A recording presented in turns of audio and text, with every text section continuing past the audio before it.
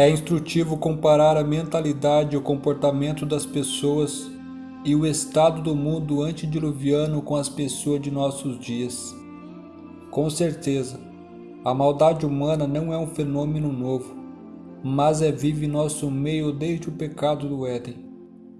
A escritora Ellen G. White, no livro Patriarcas e Profetas, faz o paralelo entre as duas épocas.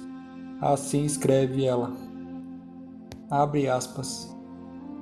O pecado que atraíram a vingança sobre o mundo antediluviano existe hoje.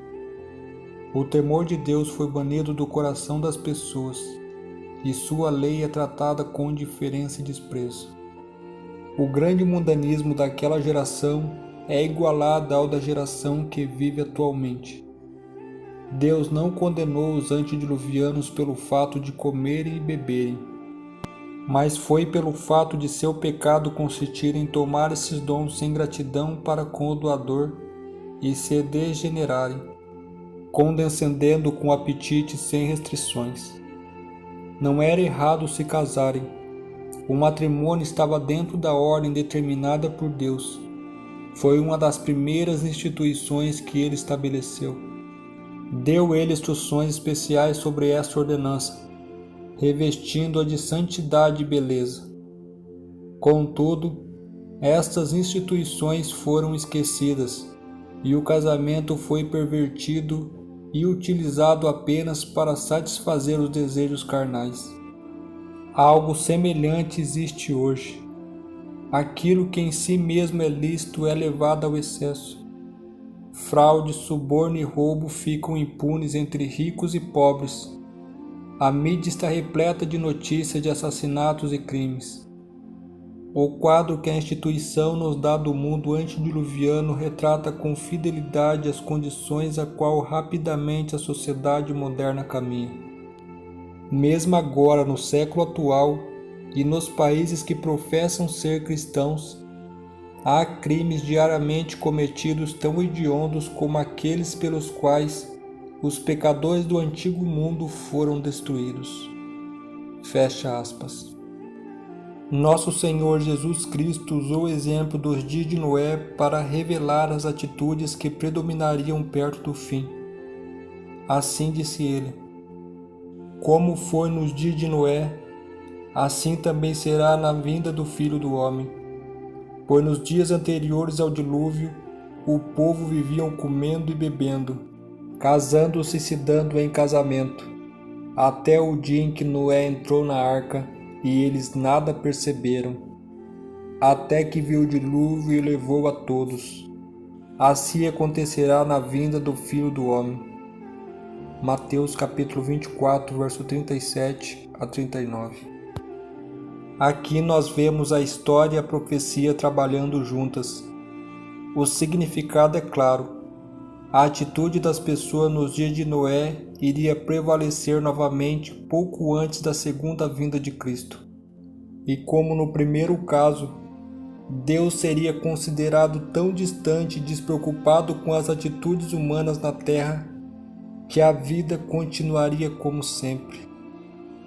O apóstolo Pedro, em sua segunda carta, escreveu: antes de tudo, saibam que nos últimos dias surgirão escarnecedores zombando e seguindo suas próprias paixões. Eles dirão: o que houve com a promessa da sua vinda? Desde que os antepassados morreram, tudo continua como desde o princípio da criação. Mas eles deliberadamente se esquecem que, há muito tempo, pela palavra de Deus, existem céus e terra. Está formada de águas, e pela água o mundo daquele tempo foi submerso e destruído. Pela mesma palavra, os céus e a terra que agora existem estão reservados para o fogo, guardados para o dia do juízo e para a destruição dos ímpios. 2 Pedro capítulo 3, verso 3 a 7. O ponto-chave dado no texto é fazer com que as pessoas entendam que estarão tão preocupadas com os cuidados desta vida que ignorarão o seu Criador. Já aconteceu antes e está acontecendo novamente. E assim como fora antes, as pessoas serão tão indiferentes quanto a sua verdadeira condição espiritual e cegas diante do iminente julgamento de Deus. O apóstolo Paulo predisse a mesma forma generalizada de egoísmo que dominariam o pensamento das pessoas nos últimos dias. Assim escreveu: saiba disto, nos últimos dias sobrevirão tempos terríveis. Os homens serão egoístas, avarentos, presunçosos, arrogantes, blasfemos, desobedientes aos pais, ingratos, ímpios, sem amor pela família, irreconciliáveis, caluniadores, sem domínio próprio, cruéis, inimigos do bem, traidores, precipitados, soberbos, mais amantes dos prazeres do que amigos de Deus, tendo aparência de piedade, mas negando seu poder. Afasta-se desses também. 2 Timóteo capítulo 3, verso 1 a 5. Isso descreve perfeitamente a atitude global e as perspectivas de nossa época. Esse tipo de pensamento vai impedir que a grande maioria da humanidade creia em Deus e nos sinais de advertência bíblica, indicando o retorno iminente de Cristo. Como o povo do tempo de Noé, que riam e zombaram quando ele construiu a arca. O fim desta época virá quando a esmagadora maioria das pessoas estiverem completamente despreparadas. No entanto, Deus deseja a sua salvação, a minha salvação, a salvação de todo ser humano. Ele não faz acepção de pessoas e não prefere uns em detrimento a outro, pois há lugar para todos.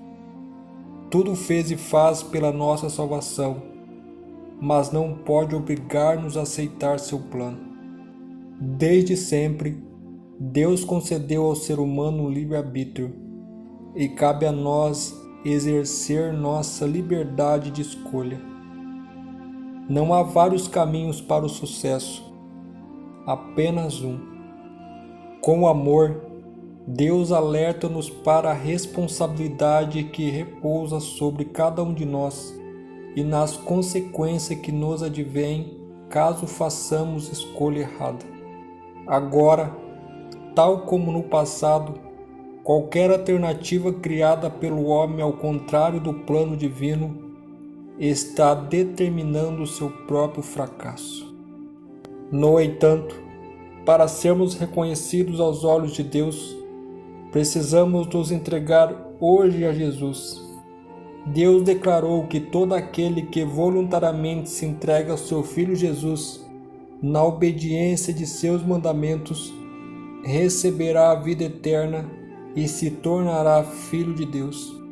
Por outro lado, aqueles que amam as trevas e continuam em sua rebeldia contra a suprema autoridade do céu, permanecerão em estado de alienação espiritual e sofrerão afinal, a dizer, a morte eterna. Passado alguns anos após o dilúvio, a depravação e a rebeldia mais uma vez invadiu os corações humanos, a ponto de construírem uma torre para alcançar os céus, a fim de se tornarem como um Deus. A partir de amanhã, conheceremos como e todo o desfecho dessa história em nossa quinta lição. Que Deus os abençoe e até a próxima.